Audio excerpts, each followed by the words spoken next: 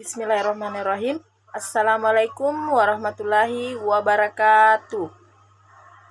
Perkenalkan, nama saya Debbie Faradila dari kelas C18D. Pada video kali ini saya akan membacakan rangkuman dari semua materi metodologi penelitian pendidikan. Ada 6 penelitian yang akan saya simpulkan pada video kali ini. Untuk melihat materinya, silahkan menyaksikan video berikut ini. Cekidot. Metodologi penelitian pendidikan.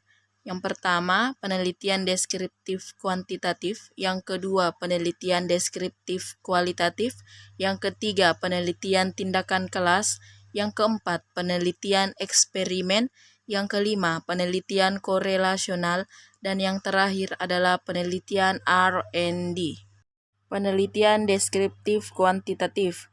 Menurut Kamus Besar Bahasa Indonesia, kuantitatif adalah berdasarkan jumlah atau banyaknya, sedangkan penelitian adalah kegiatan pengumpulan, pengolahan, analisis, dan penyajian data yang dilakukan secara sistematis dan objektif untuk memecahkan suatu persoalan atau menguji hipotesis untuk mengembangkan prinsip-prinsip umum. Jadi, penelitian kuantitatif adalah kegiatan pengumpulan, pengolahan, analisis, dan penyajian data berdasarkan jumlah atau banyaknya yang dilakukan secara objektif untuk memecahkan suatu persoalan atau menguji suatu hipotesis untuk mengembangkan prinsip-prinsip umum. Kelebihan dan kekurangan penelitian deskriptif kuantitatif. Kelebihan yang pertama, menggunakan alat ukur yang tepat sehingga dapat diandalkan. Yang kedua, melakukan pengendalian melalui desain sampel dan kuesioner. Yang ketiga, menggunakan analisis statistik. Yang keempat, dapat melakukan pengamatan ulang. Kekurangan penelitian deskriptif kuantitatif yang pertama, sulit mengendalikan semua variabel karena pengalaman manusia bukan pengalaman tunggal. Yang kedua, sering terjebak dan berhenti pada angka. Yang ketiga, gagal memperhitungkan kemampuan unik setiap orang untuk menafsirkan pengalaman mereka, membangun makna mereka sendiri dan menindaklanjutinya. Yang keempat, selalu mengarah pada asumsi bahwa fakta itu benar dan sama untuk semua orang sepanjang waktu. 5. Penelitian kuantitatif sering menghasilkan temuan-temuan yang dangkal dan tidak berarti dari konsekuensi-konsekuensi yang kecil karena pembatasan dan pengendalian variabel-variabel. 3. Proses penelitian kuantitatif. Peneliti kuantitatif pada prinsipnya adalah untuk menjawab masalah. Penelitian kuantitatif bertolak dari studi pendahuluan dari objek yang diteliti untuk mendapatkan yang betul-betul masalah. Peneliti harus menggali melalui studi pendahuluan melalui fakta-fakta empiris, dan peneliti juga harus menguasai teori melalui membaca berbagai referensi. Masalah dirumuskan secara spesifik dan dibuat dalam bentuk kalimat tanya. Untuk menjawab rumusan masalah yang sifatnya sementara, peneliti dapat membaca referensi teoritis yang relevan dengan masalah dan berpikir. Menguji hipotesis tersebut, peneliti dapat memilih metode, strategi, pendekatan, atau desain peneliti yang sesuai.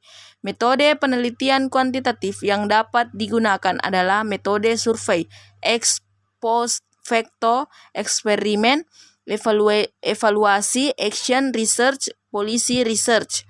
Setelah metode penelitian dipilih, maka peneliti dapat menyusun instrumen penelitian atau alat pengumpulan data yang berbentuk tes, angket untuk pedoman wawancara atau observasi. Pengumpulan data dilakukan pada objek tertentu, baik yang berbentuk populasi atau sampel. Setelah data terkumpul, maka selanjutnya dianalisis untuk menjawab rumusan dan menguji hipotesis yang diajukan dengan teknik statistik. Kesimpulan adalah langkah terakhir dari suatu periode penelitian yang berupa jawaban terhadap rumusan masalah.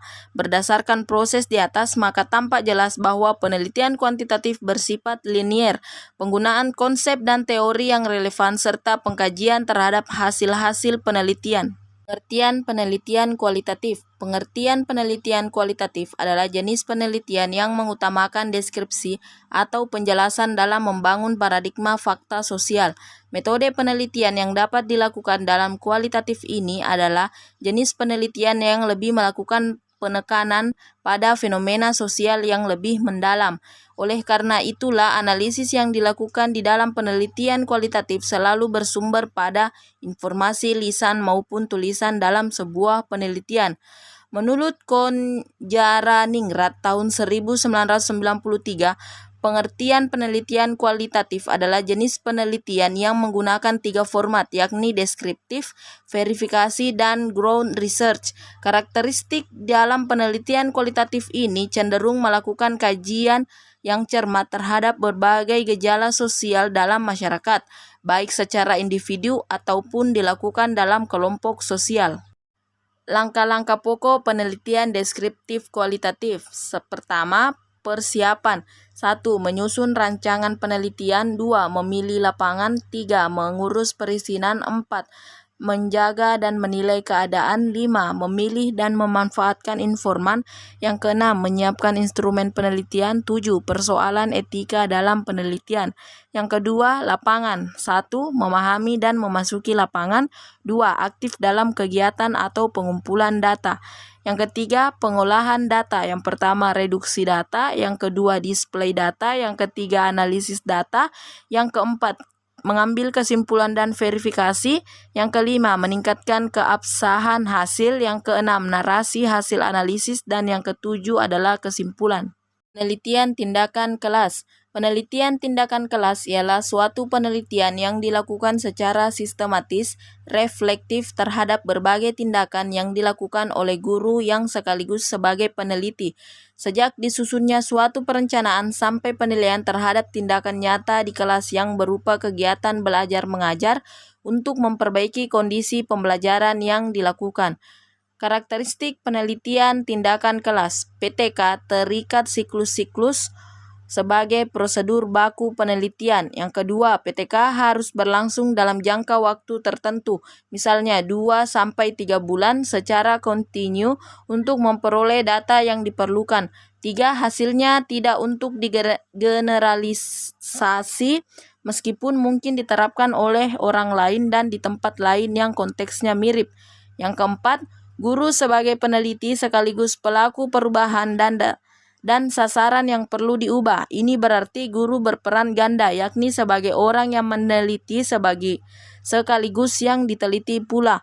Yang kelima, PTK mengandung pembelajaran menurut sudut pandang orang dalam yang tidak berjarak dengan hal yang diteliti, bukan menurut sudut pandang orang luar yang berjarak dengan hal yang diteliti. Kelebihan penelitian tindakan kelas. 1. Praktis dan langsung relevan untuk situasi yang aktual. 2. Menyediakan kerangka kerja yang teratur untuk pemecahan masalah dan pengembangan baru yang lebih unggul dari cara-cara yang ada sebelumnya. 3. Berdasarkan pada observasi yang nyata dan objektif, bukan berdasarkan pada pendapat subjektif atau dasar pengalaman masa lampau. 4. Dapat digunakan untuk meningkatkan kepakaran atau profesionalisme guru. Kekurangan penelitian tindakan kelas. 1.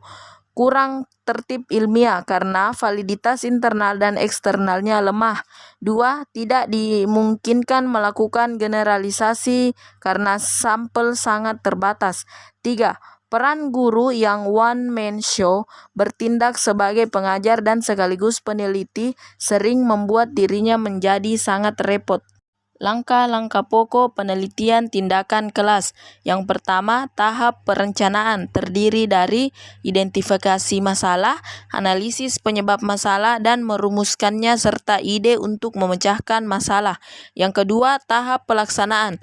Tahap kedua dari PTK adalah pelaksanaan. Pelaksanaan adalah menerapkan apa yang telah direncanakan pada tahap 1, yaitu bertindak di kelas. Yang ketiga, tahap pengamatan. Observasi adalah alat untuk memotret seberapa jauh efek tindakan telah mencapai sasaran. Yang keempat, tahap refleksi. Refleksi adalah kegiatan untuk mengemukakan kembali apa yang telah dilakukan. Penelitian eksperimen. Metode penelitian eksperimen termasuk dalam metode penelitian kuantitatif. Frankel dan Whelan tahun 2009 menyatakan bahwa eksperimen berarti mencoba, mencari, dan mengkonfirmasi. Gordon L. Patzer tahun 1996 menyatakan bahwa hubungan kausal atau sebab akibat adalah inti dari penelitian eksperimen. Hubungan kausal adalah hubungan sebab akibat. Hal ini berarti bila variabel independen diubah-ubah nilainya, maka akan merubah nilai dependen. Misalnya, bila nilai insentif dinaik turunkan, maka akan merubah nilai kinerja pegawai. Yang kedua, tujuan penelitian eksperimen. Tujuan penelitian eksperimen adalah untuk meneliti pengaruh dari suatu perlakuan tertentu terhadap gejala suatu kelompok tertentu dibanding dengan kelompok lain yang menggunakan perlakuan yang berbeda. Misalnya, suatu eksperimen dalam bidang pendidikan dimaksudkan untuk menilai atau membuktikan pengaruh perlakuan pendidikan pembelajaran dengan metode problem solving terhadap prestasi belajar dan kemampuan komunikasi matematika pada siswa SMP, atau untuk menguji hipotesis tentang ada tidaknya pengaruh perlakuan tersebut jika dibandingkan dengan metode konvensional. Langkah-langkah penelitian eksperimen. Langkah-langkah dalam penelitian eksperimen pada dasarnya sama dengan jenis penelitian lainnya. Berikut ini menurut Sukardi tahun 2013 halaman 182-183, yaitu: 1. Melakukan kajian secara induktif yang berkaitan erat dengan permasalahan yang hendak dipecahkan. 2. Mengidentifikasi permasalahan. 3. Melakukan studi literatur dari beberapa sumber yang relevan. Memformulasikan hipotesis penelitian, menentukan definisi operasional dan variabel. 4. Membuat rencana penelitian. 5. Melakukan eksperimen. 6. Mengumpulkan data kasar dari proses eksperimen.